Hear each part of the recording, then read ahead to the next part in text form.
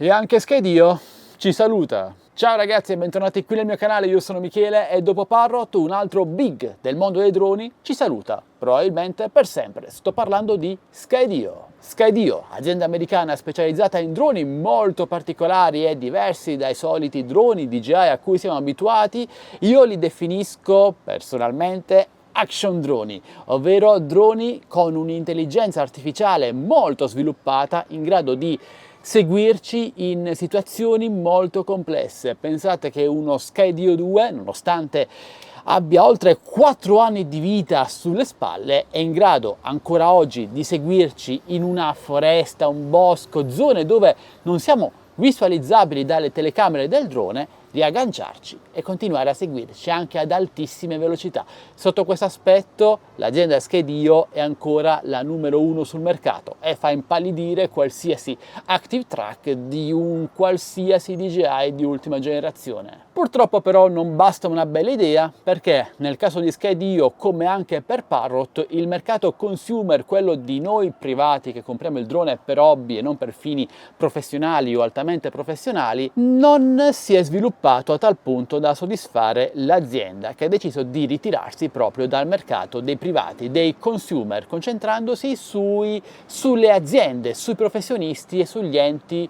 governativi, anche l'esercito. Skydio è uno di quei droni che avrei voluto assolutamente acquistare e aggiungere alla mia flotta, e come me tanti di voi sicuramente. Ne parlammo tanto alla sua uscita, sia del primo modello rivoluzionario e anche del secondo non rivoluzionario, ma che andava a migliorare tutti gli aspetti critici del primo modello, diventando un best buy in una nicchia molto particolare che faceva gola davvero a tanti, ma Skydio ha commercializzato i suoi droni ufficialmente, legalmente, purtroppo solo negli Stati Uniti e nel Canada. A lungo ci sono state promesse di commercializzazione anche in mercati esteri, anche qui in Europa, ma non è mai arrivato ufficialmente. Per quale motivo? A quanto si è capito, io lo avevo già ipotizzato in tempi non sospetti, i droni Skydio non riescono ad essere certificati in mercati meno liberi rispetto a quello americano. Ad esempio, qui in Europa abbiamo delle norme molto stringenti, lo sapete bene, per quanto riguarda la potenza massima del segnale emesso dal radiocomando e dal drone, e Skydio utilizzava un segnale molto potente per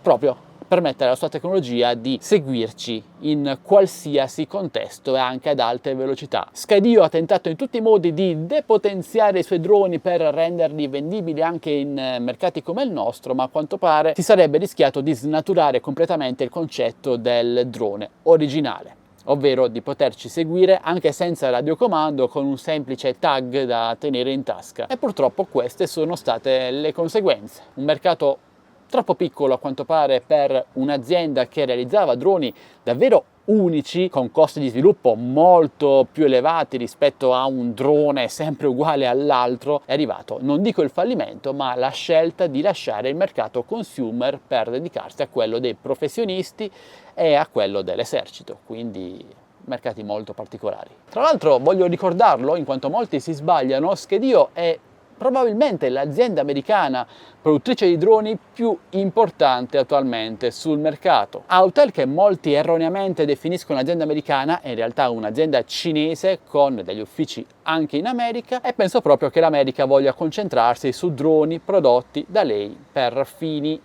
professionali per l'esercito. Già da alcune settimane comunque Skydio ha rimosso la possibilità di acquistare i suoi droni tramite lo store ufficiale. Rimangono ancora dei fondi di magazzino su qualche store in caso qualcuno voglia accaparrarsene uno. L'azienda ha comunicato che continuerà comunque a supportare i suoi droni per quanto riguarda i ricambi, quindi batterie, eliche e accessori di ricambio, e questo è lodevole. E dopo Parrot la storia si è ripetuta in modo sostanzialmente identico, anche se Parrot, da quel che ricordo io con i miei anni di esperienza sulle spalle, fu il primo marchio a portare dei droni molto interessanti nel mercato consumer che non fossero dei veri e propri giocattoli, e anche lì fu una brutta notizia sapere che lasciarono definitivamente il mercato consumer, nonostante le grandissime potenzialità di droni come il Parrot Anafi, ma anche il Bebop 2, ve lo ricordate ragazzi? Bel drone quello. E ora anche Skydio, che diciamo non è un drone conosciutissimo qui in Europa, però avere un ulteriore marchio che lascia il mercato dei privati di noi hobbisti è un dispiacere, sia perché si perdono tante potenzialità legate ai loro droni, ai loro prodotti, sia perché in questo modo si fa il favore dei competitor che hanno sempre più la strada spianata nel fare i prezzi che vogliono con i loro droni. Ogni riferimento è puramente casuale. Vabbè ragazzi, questo è tutto per quanto riguarda Skydio. Fatemi sapere ora voi cosa ne pensate di tutta questa vicenda. Avete mai provato un drone della Skydio? Li avete trovati interessanti oppure no? Se fossero arrivati qui in Europa ne avreste acquistato uno? Parliamone insieme qui sotto nei commenti. Vi ricordo che se volete acquistare degli ottimi droni in super offerta, compresi anche degli accessori a loro dedicati, li trovate tutti nel mio canale Telegram ufficiale Tech Best Sales, linkato qui sotto in descrizione video. Quindi entrateci subito, lasciate un commento, parliamo insieme e se il video vi è piaciuto lasciate un bel like, condividetelo ai vostri amici e iscrivetevi al canale per supportarmi. Questo è tutto, vi saluto e vi do appuntamento al mio prossimo video, sempre come vogliate, sempre qui su Addicted to Tech. Alla prossima, ciao ragazzi e buon volo!